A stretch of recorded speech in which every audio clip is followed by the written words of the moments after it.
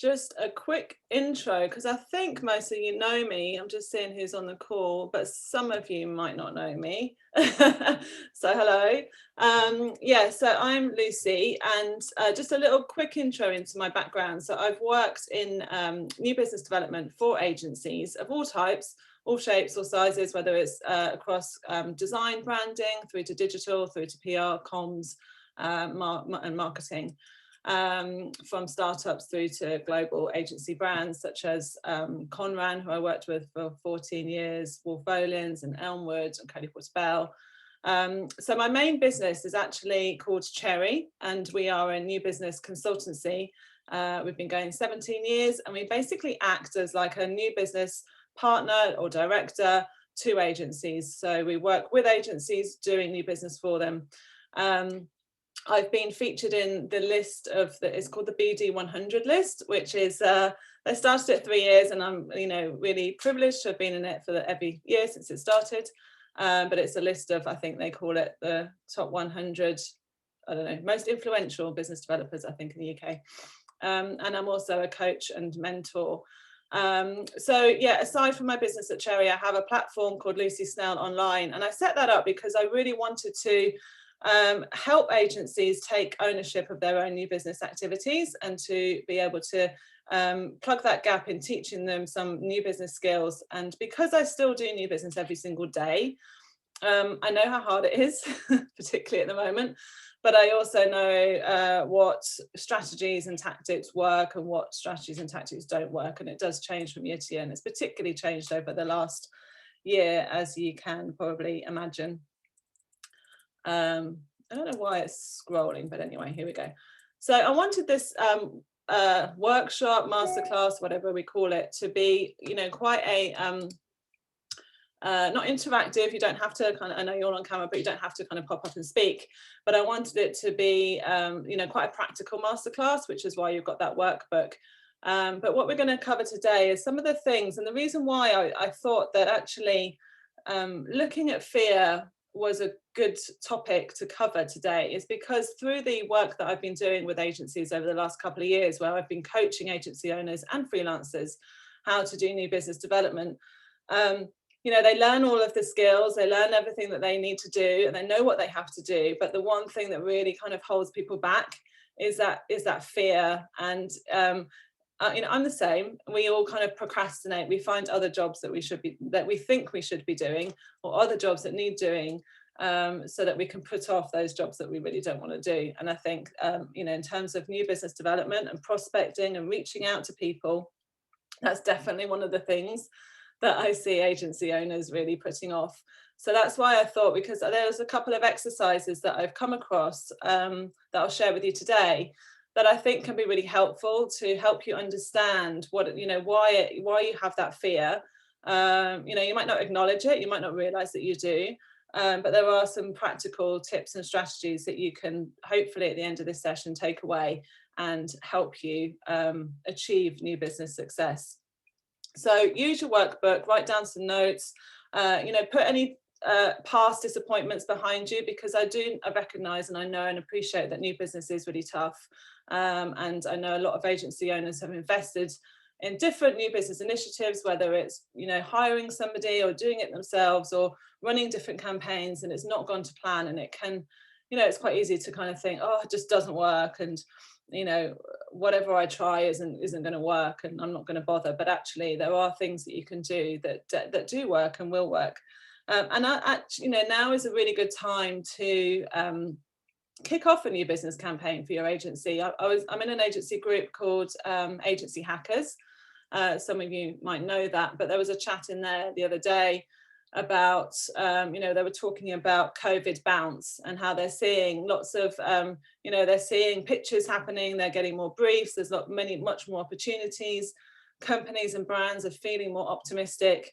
I think us in ourselves, we're seeing light at the end of the tunnel, the very, very long tunnel that we've been in. I mean, I'm finally getting my vaccine on Friday and booking a holiday. So I think that brands are going to be able to plan ahead, and that's been the big difficulty over the last 12 months, is not being able to plan. But yes, that is what we're going to cover. Stay if you can till the end, because there's time for questions. But I thought this is only something I just added in literally just before I went on this, started the Zoom, and I thought I'll give away, because I got this in the post, and I thought I'd give this away as a prize, which is just hot off the press. Oh, it's Freelancer magazine, so it might not be relevant for everyone. So that I thought I'd add in this as well, which is a brilliant book about how a simple email newsletter can transform your business. And it's really nice and easy to read. So I'll give away, I've got a little kind of name generator tool. I've added in everybody's names, not everyone that's on the call, but and if you're there to the end and I draw your name, then I'll send them in the post to you. So there's a little incentive. I like to bribe people to listen to some of the stuff that I'm doing. But yeah, actually, you know, that this is the thing, is also think about, you know, when you're going through any of the learning that I do, because I do some webinars and workshops and masterclasses, always have a look at what other people are doing and think about how you can apply it to your own agency and your business.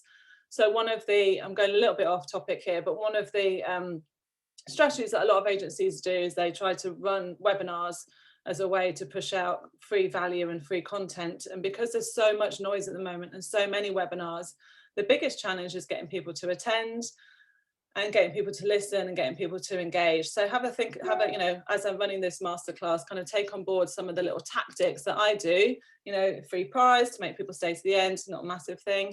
There'll be some kind of, I'll ask you to put some stuff in the chat to keep people engaged. And then when I've run previous boot camps and workshops as well, I didn't do it this week because it was just so last minute. But when I've done it previously, I also send people personalized videos in messages in advance, just to make sure they show up live. So they're kind of little tips as well when it comes to your own agency and your business. But yeah, I've gone off tangent a little bit there. But you know, agencies struggle with their own new business activity, really because they don't always prioritize new business. And I've seen this, you know, not just with startup agencies, but also with, you know, established agencies that have a team. You know, when I was working with some big agency brands, we would plan out our new business and marketing activity, you know, a whole 12 months in advance. It would look absolutely brilliant what we were planning on doing. And then every week when we needed some design resource to you know, be able to create mailing campaigns, we were often turned down because client work was prioritized. And you know, that's understandable. I get it that clients, we need to prioritize client work, but actually without any new work coming in, then your agency is not going to exist, or you're not going to be able to grow. If you're just relying on referrals alone, then it's very often those referrals will be enough to replace projects that are finishing, but not enough to kind of grow and move you to that next level. And so, you know, agencies do struggle because of that time issue. But also, I do think that, and I might be a little bit harsh here, but I do think that a lot of agencies say that they have too much client work on.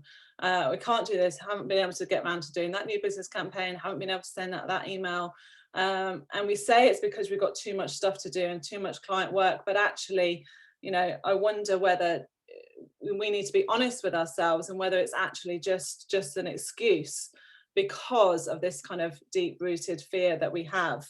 And you know, if you want to grow, you know, you can't keep putting stuff off. You have to invest. I don't mean invest in terms of money, but you have to invest time in doing new business activity. And what I say and what I coach to the agencies that I work with who really do struggle with time, and I think, you know, I get that is sometimes a valid excuse, but once you've overcome that fear, if you still struggle with time, then just commit to really small goals every single week. And, you know, there's people here on the call, I think, you know, Steve would have heard this before. Just set yourself kind of like, you know, a couple of people each week that you're going to contact. And then if you can do that every single week and keep that consistent, then you'll see that momentum building. But taking that first step and that first leap in contacting those couple of people can be really, really difficult. And I know that. You know, I remember when I didn't actually have time, but I didn't have the opportunity to be afraid to pick up the phone, because in my very first job, fresh out of uni, when I was recruiting new business people, my boss at the time, basically, you know, this was before the days of did we have the internet? I think it was probably before the days of the internet, or if we did, it was a little bit dodgy. But he basically just gave me a printed copy of ALF directory. It was our directory of agencies, and just gave me a phone and just said, there you go, your letters are A to F, start there and start ringing people. I didn't really know didn't really know what I was doing or have any time to be afraid of what I was doing. But you know, we can procrastinate if we think about it too much. And you know, I quite like this quote, because often what we fear doing the most is what we most need to do. And it's taking those kinds of big steps, and that's what we really need to prioritize and need to do. But what is it, if we think about it, what is it that we're actually afraid of? You know, I think we're really afraid of, I think there's three things that we tend to be afraid of. You know, rejection is one of the biggest ones. But if you think about it, when we're doing new business activity, we are going to face rejection. You know, you're not going to speak to, not every person that you speak with or that you approach is going to say, oh yeah, brilliant, you sound like just the agency I want to work with. I've got a brief right now. Here you go. You know, wouldn't it be great if that happened? But you know, it doesn't. And brands and marketing teams most of the time are going to say no.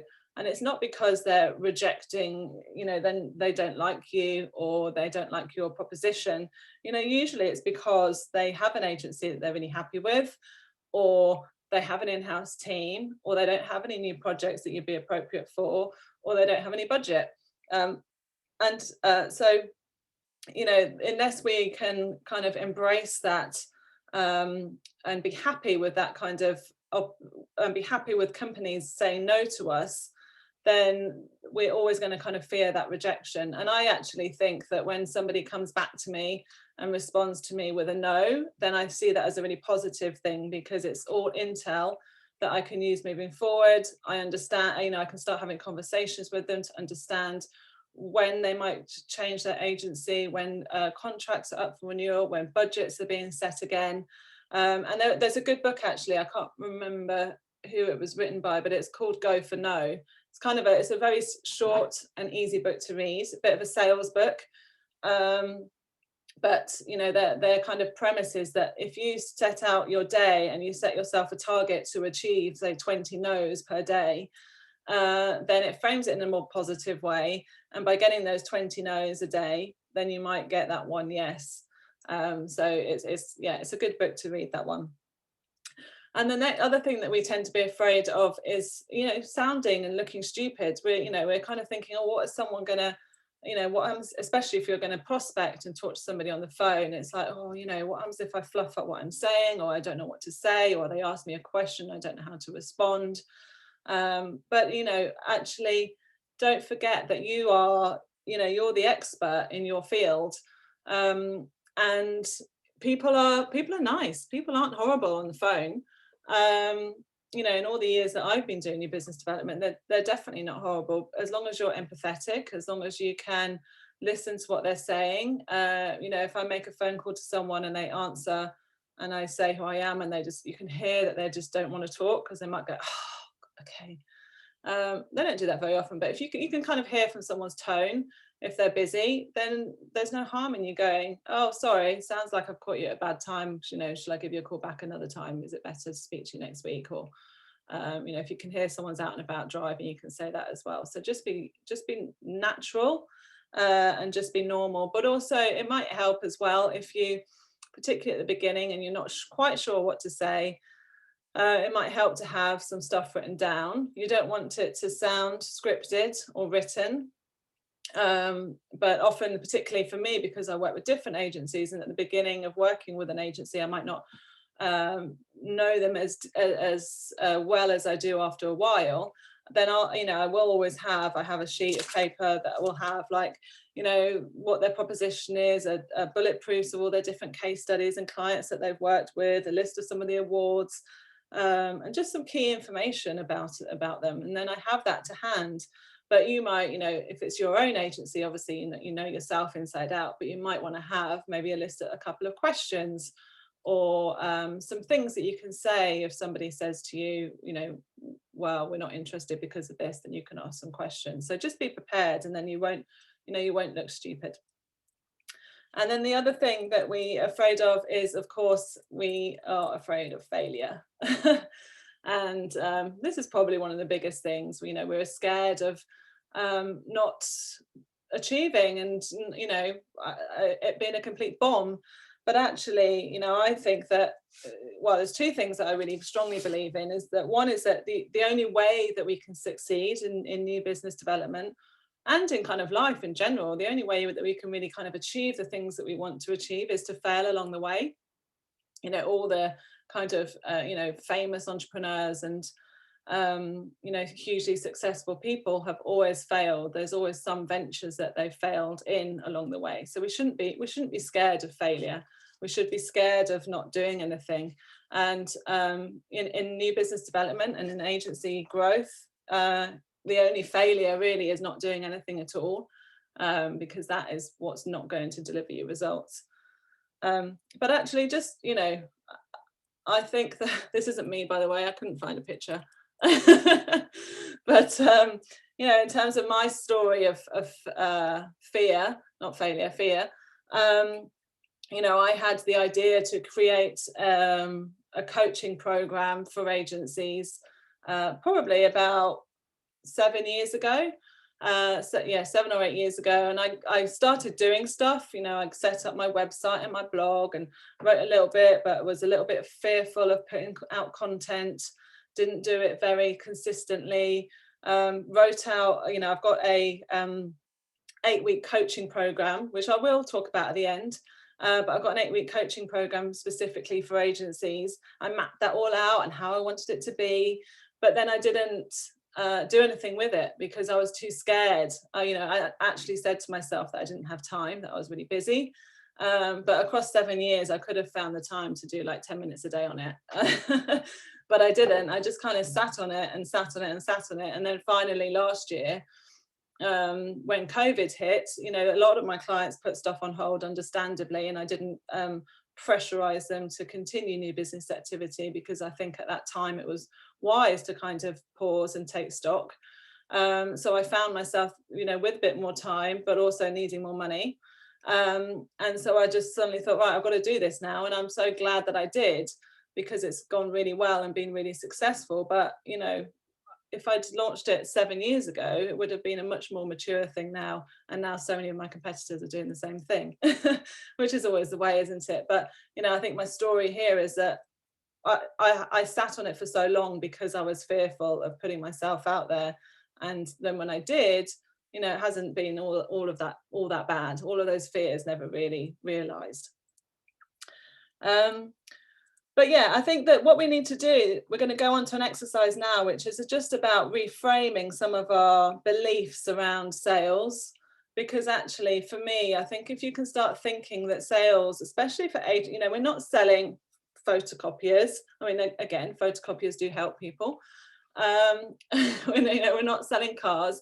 You know, we're selling our service, and our services, our agency services, are about helping people. They're about helping brands, helping organizations with to challenge a particular problem, whether it's to help them grow sales, whether it's to help them build their brand reputation, whether it's to help them manage their brand. So, and as long as we can start thinking about, you know, that what we're doing when we're offering our agency services, that it's all about helping, it's all about solving problems. And actually, agency new business is about finding clients that have problems that we can help solve, identify those clients, and then show them the ways that we can help solve those problems. So just put in the chat, I don't know if I can see the chat, but in your workbook, what I want you to do is kind of have a jot down or write it in the chat, and I'm going to go to the chat in a sec if I can find it. But write down all of the kind of negative beliefs that you've got around agency new business and around sales. You know, all of those things that if I were to say to you, right, okay, now you've got to write some new business emails to send out to some prospects, and you've got to pick up the phone and chat to some people, or you've got to approach some old contacts that you haven't been in touch with for a while. What are those kind of thoughts and feelings that come up with you? So put it in the chat if you can. I'll see if I can find it. Yeah, here we go. Oh yeah, imposter syndrome. And yeah, if you get rejected once, you can never go back to them. That's a really good one, actually, because I think that people, most brand teams, that that when you have a conversation with them, or business owners, and they never really say, oh, don't ever darken my doors again. I don't want to speak, what your agency offers or what you're offering is not relevant to me. It might be that they might genuinely never have a need for you because they have an in-house team.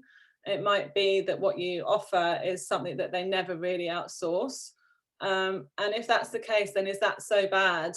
You can just strike them off your list, because there's no point in trying to build relationships with companies and people that aren't actually ever going to hire you.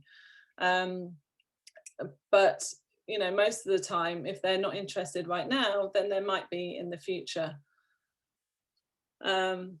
But yeah, so there's some really good ones here, and these are some of the other ones just that I come across, or that some of the agencies that I'm coaching. So these are some of the things that they feel, that they worry that what someone will think of them, and that's kind of like the imposter syndrome.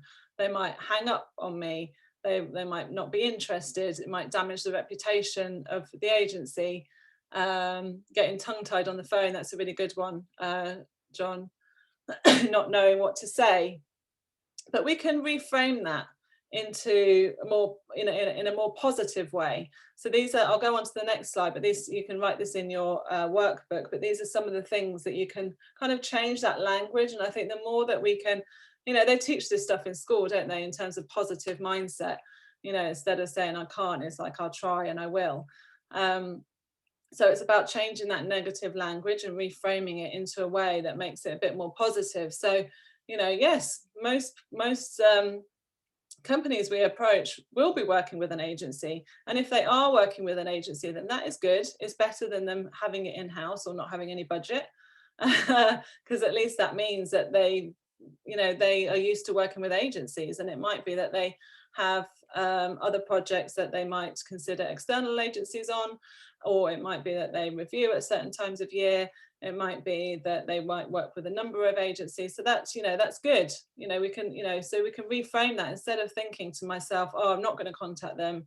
They've got an agency on board. It's okay, well, I know they have an agency on board, but they might be interested in working with others. Or instead of, what happens if I fluff it up?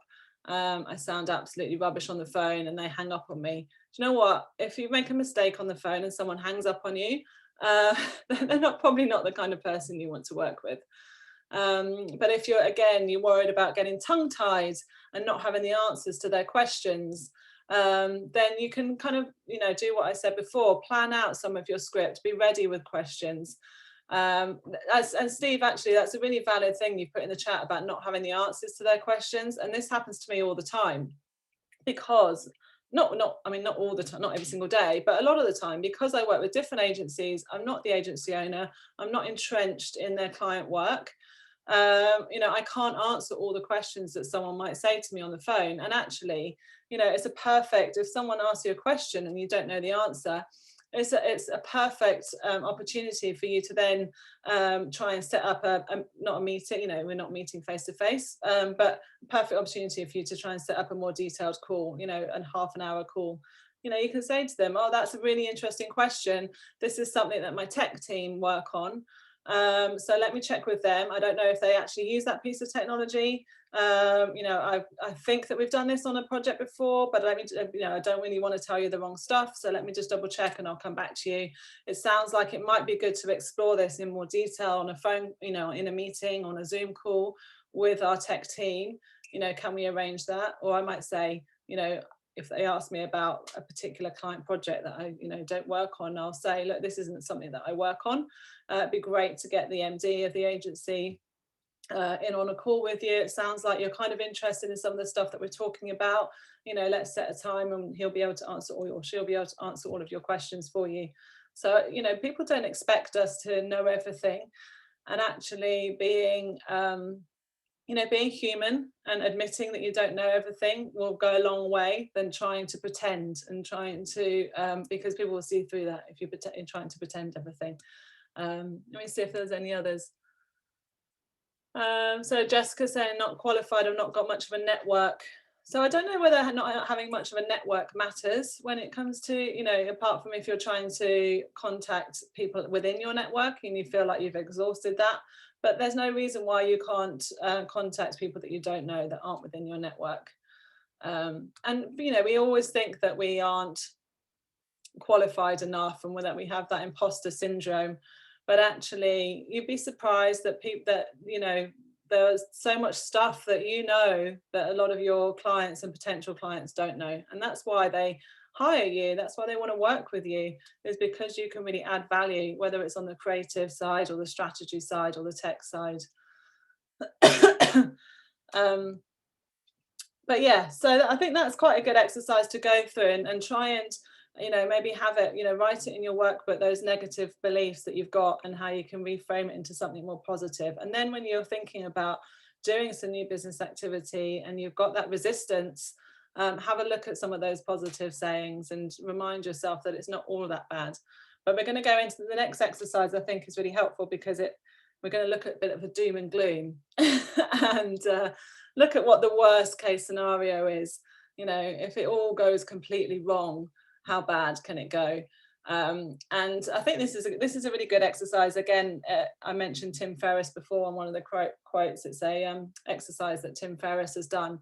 And there is if you Google it, you can listen to one of his TED Talks about it. And it's called fear setting, sorry. Fear setting, and it's all about, you know, this is again, sorry, going back to this slide, is about, I think, you know, agency new business is about solving problems and about building relationships and less about sales. But yeah, Google, if you, after this masterclass, if you look at Tim Ferriss's TED Talk on fear setting, then that will help you. But we're going to go through that now anyway, just in you know, quite quickly.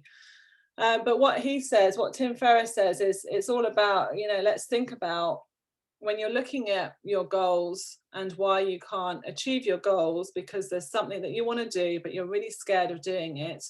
You have to define, you know, the best way to kind of overcome that is to define what your complete worst nightmare is.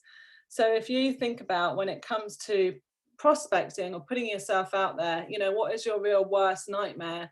You know, whether it is kind of getting tongue-tied on the phone, someone hanging up on you, maybe then, or, you know, could it, you know, maybe the worst nightmare could be something like you send somebody an email and they act like a complete twat and then they like screenshot it and put it on LinkedIn. I mean, that would probably be the worst nightmare. I can't imagine anyone that would do that. But you know, write down in your workbook some of the, and maybe put it in the chat as well, some of the really worst things that you think could happen when it comes to agency new business. You know, what kind of doubts and fears pop up in your mind. And you know, we can do this again actually after the webinar, after the Zoom call.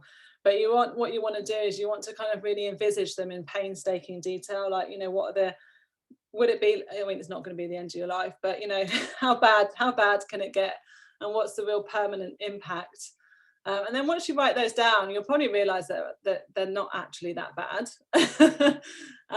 But you can use this for some bigger things that you've got in life, you know, whether if you're thinking maybe that you want to up sticks and move to another country, then obviously you might have some real kind of deep-rooted things that might be in there of what things that can go really bad, or you want to launch a new business or go into a new market or new territory. You know, those are some of the things. There might be some things that could go really wrong in terms of you know, losing money and stuff like that.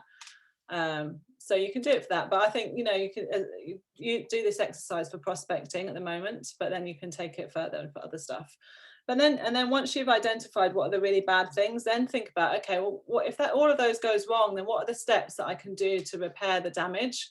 So, you know, if you do really fluff up with somebody on the phone and you make a real kind of dog's dinner of it, then what could you do to repair the damage? You know, what would a normal human being do? You know, why could you not just drop them an email and say, just be open and honest and just say, oh, you know, had a bad day, you caught me off guard with those questions, I had to think about what you said, I perhaps didn't answer in the right way. These are some of the things that I think would be helpful to you, or these are some of the ways I can respond to your questions.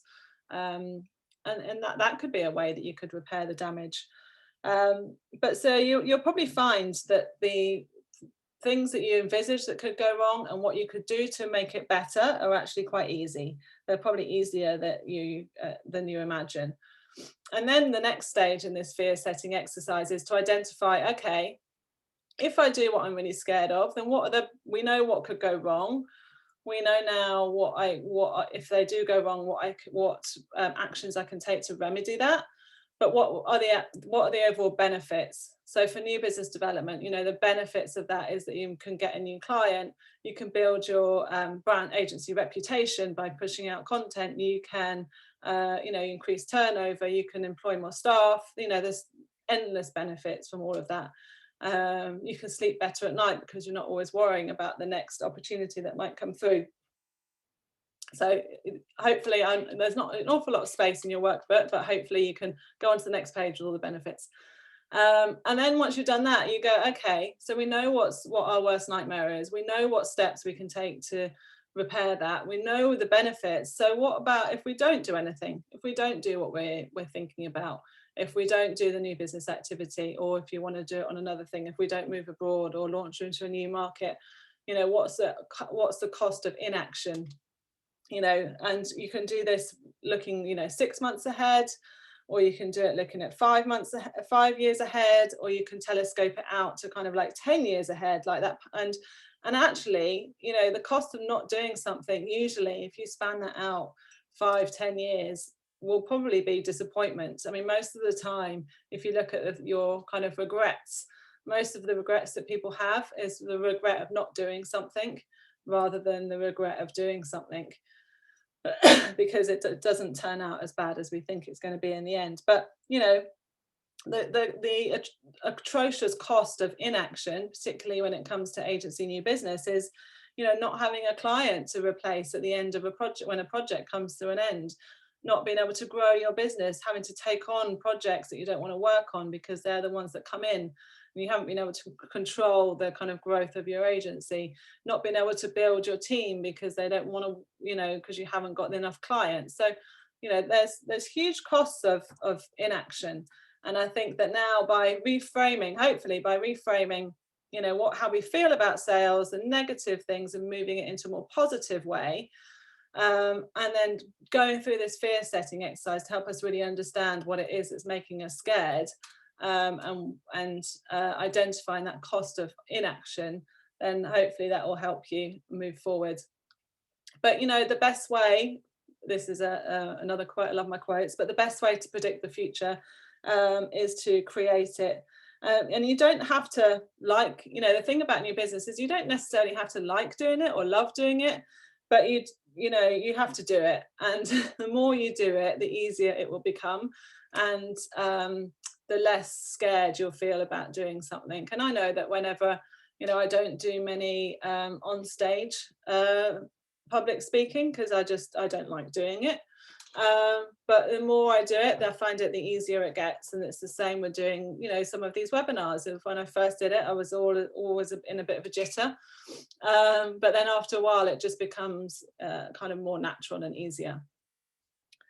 But then the last thing about, new business development is that, if you do keep taking those steps forward and keep, if you're finding it that, there is that fear, then if you invest in yourself, if you do learning and do training, learn from other people, network within groups so you can get that kind of mentor help and support, and take those steps forward, even if they are baby steps. If you keep taking those steps forward, then your success will definitely happen. You'll definitely see that and win new clients.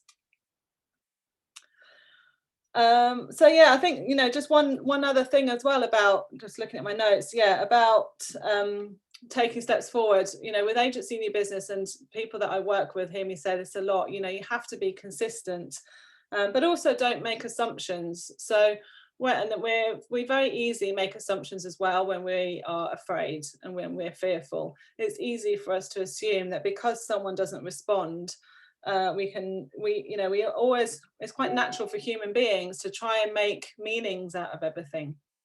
So for example, if we've had a really good meeting with someone and we submitted a proposal, and they don't come back to us, then we automatically, as human beings, we want to make a meaning out of that experience. And we can either kind of, our stories that we have can either serve us or sabotage us. And, that's just the way that naturally the way humans are wired. But just because somebody hasn't come back to you does not necessarily mean that they're not interested. It might be that they are really busy, that they've got your email sitting in their inbox and they keep meaning to come back to you, but they haven't had that kind of headspace. It might be that they have got other kind of internal pressures or stuff going on at home that means they haven't been able to even read your proposal. Or it might be that they don't want to work with you, but they don't quite know how to feed that back to you, but you need to get that feedback anyway.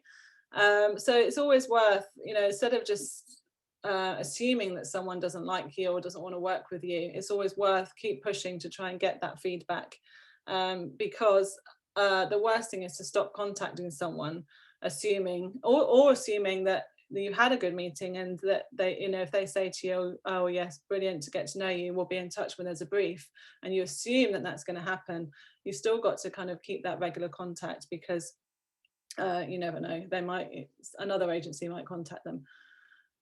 So what's next? So, I touched upon my agency. I'll talk very, very quickly about this because I said we'd be 40 minutes and I wanted to have some time for questions. But yeah, I talked about my agency growth academy, and this was something that I launched last April, start of lockdown, point one, which is I wanted it to be, it's an 8-week coaching program where there are online lessons that I've recorded covering everything from how to set your objectives, define your agency proposition, through to understanding your target audience, and then through to all of my sales training and scripts and all of that stuff. But I say that it's the only new business program of its kind. It's the first one that's been launched in the UK, as I know that some of my competitors are starting to launch some as well. But this one is quite different because I want it to be, I limit the spaces intentionally to just, at the moment, just 5 agencies, because I want to work really closely with each and every one of you. So that's the idea, is that even though there's online lessons, we work closely, meeting in a group setting every week throughout the program. You send through all of your stuff to me and I feed back on it. So it's like kind of having me by your side, helping you master new business together in just 8 weeks. So I'm just flicking through some of these slides, but this is all of the stuff that you get. And we have a Slack group, an accountability group. But yeah, it's open. It's literally open this week, and the first coaching call of this kind of session cohort starts next Tuesday. So these are some of the things that we cover. So weekly coaching calls and step-by-step training. Here's some of the stuff that other people have said. This is Richard from Brightfall, so he's always a really good advocate of me. And there's a couple of people on the call as well today who have gone through the trainings. Hopefully they can vouch for it as well. So here's the investment of it is, I wanted to make it affordable. So there's monthly payments. It's, even though it's an 8-week course, you can pay over 6 months. So it's £200 for a month for 6 months. And the link is on my website, which is there where you can book it. But before we jump into Q&A, I'm going to just try and go to my random name picker and see who won the books. But there's lots of names in here, and some of these people, naughty, didn't join the call. So if they win, then they don't get it, and I'll spin again. I love this little gadget. Oh, John didn't join the call, I don't think. I just saw a message pop up from me saying he couldn't join. He didn't win. So I'll do it again. I don't think John's on the call anyway. Michael. Is Michael on the call? I'm not sure. Not sure if Michael's on the call. Michael, if you're on the call, unmute yourself. Like, the thing is, I can see like a big M on the call, but I don't know if that's Michael. This might take a while. One last go. Well, I do see. All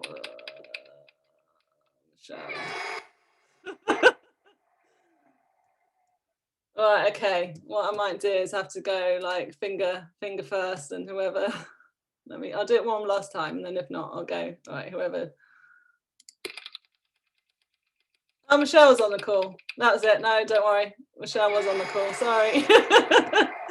Yes, Michelle, it was you that won that last one. And if Josh is on the call as well, then I'll send him something.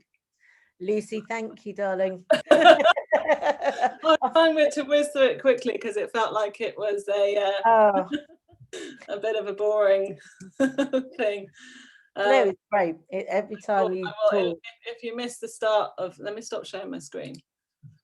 There we go. Yeah, if you missed the start, I was giving away 2 little prizes. So Freelance Magazine, which was just published today. They published it via a Kickstarter thing, and I invested in it. I can't remember, like 20 quid, and they sent me 2 copies. So I thought I'd give away one, and the other one is a book. Oh, which is amazing. So I'll message you, and you can send me your address, and I'll put them in the post. But yeah, if there's any question, and then Josh, I'll work out what to send you as well. I'll send you, I think I've got a spare copy of the Freelance Magazine, so I'll send that. But yes, let me have a look and see if there's any questions. But if there are, feel free to put it in the chat or speak out loud. But I hope that was useful and helpful. I will share, if you want the slides, I'll share the slides with you. And I can share the recording as well if you want, but I don't think people will watch it again. So yeah, let me know if you've got any questions before I jump off. Lucy, just a quick one from me. Yes. How do you, talking on the topic of kind of fear in selling, how do you manage that process between knocking on the doors and maybe not getting the answer, the result that you're looking for? So managing that kind of patience within the process versus really looking at your approach, or really looking at your strategy, or thinking, I need to pivot now. How do you manage that kind of patience within the process? Yeah, the thing is, you've always got to track everything. Particularly like track your numbers so you can see what success you're having. But do you mean like you're not getting, in terms of you're not getting the results that you want and the responses that you want, do you mean like not getting any responses? Or so if you're sending, I don't know, 10, 20, 30 messages, emails, a day, a week, but you're not getting the return that you want in terms of new business, when do you sit there and say, right, I need to pivot, I need to change my position? Or versus, and I'm not doing it long enough, I need to be more patient and apply more pressure, or that kind of process?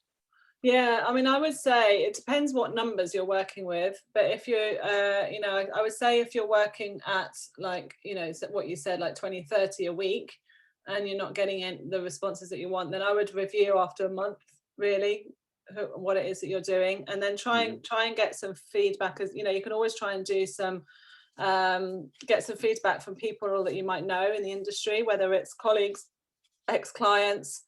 Try and do some interviews to understand, because part of it it is very tricky at the moment, because we're not able to speak to people because they're working from home. And it's difficult to meet people in person at in-person events, so we are just relying on pushing out content, maybe doing some webinars and sending lots of emails. And if you're not getting able to have those conversations, then it's really hard to know what's working and not working, because when you're having conversations with someone, if they're not interested, then you can delve in, ask questions to understand a little bit more as to why that is. But I would definitely I wouldn't keep at it after like more than a month if you're not getting any responses and it's not right, because you might be not, it might be just that your messaging isn't right, or that your targeting isn't right. Some agencies I've seen that they will keep sending stuff out, but actually the targeting piece isn't right. And what I mean by that is that you might think, oh, okay, well, I'm a specialist within travel, so I'll contact all these travel companies. but in some organizations they have really, really big teams, and so you've got to make sure that the person that you're approaching is actually going to buy your services and not just bought from a list. So it's worth spending time looking at your list and making sure, look at LinkedIn, look at their profile, make sure they are the right person. And if you can, try and have some conversations with other people in the team to see who is the right person that will make that decision.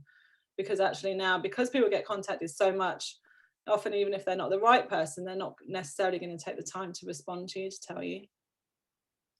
Cool. Hopefully that helps. Yeah, perfect. Thank you. But yeah, I often change tact as to what I'm doing if I'm finding that it's not really working. Maybe change the messaging, maybe add a little bit more, do more follow-up as well. There's a lot of research that shows that people respond more from like the third or fourth email that they get from someone, which can feel like you're harassing someone a little bit too much. But as long as each email that you send is a little bit different, has a bit more value, maybe send some blog posts, some thought leadership stuff, and do like a final push that might say, trying to reach you. It might be that you're too busy, or it might be that what I'm offering or saying, is really not of interest. It'd be great if you can let me know either way, and that can give you a little bit of more of a final sign off with them, a final closure on understanding as to what's happening with them. Cool. Brilliant. Well, are there any other questions? Lucy? Oh, yeah. So I've got a very quick one. I'm not sure if anybody else has ever had it, but in terms of sort of some prospects sometimes come across as quite intimidating on the phone. So they will phone up and they will self-diagnose and they will talk at you, and can sometimes be sort of slightly over-aggressive on the phone. I mean, is there a way of, and it sometimes causes, I guess, that tongue-tied element to the sales call.